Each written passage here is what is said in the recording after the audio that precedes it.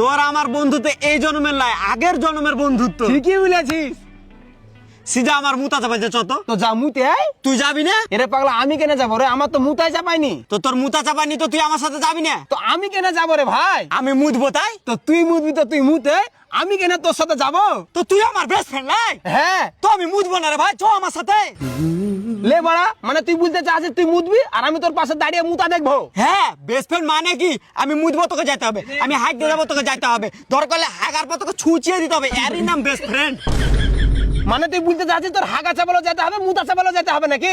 অবশ্যই, এটা আমি তোর কাছ থেকে আশা করিনি। ভাই ভুল হয়েছে রে ভাই, এবারকার মতন ক্ষমা করে দে। না করবো না, এর আগে তরকারি বেলা তো ক্ষমা করেছিল, তুই মন ভাঙে দিয়েছিলি আমার, এবার লাড়ি কিডনি সব ভাঙে গেছে আমার। চির ভাগি আগুনে জ্বলি তুই আমার কাছে মরে গেলি। দেখো দিনি তোমার বেস্ট ফ্রেন্ড গিলা এরকম করে কি শেয়ার মারো তো, আমি সাজারাকে মুতি হাগিয়ে আসি।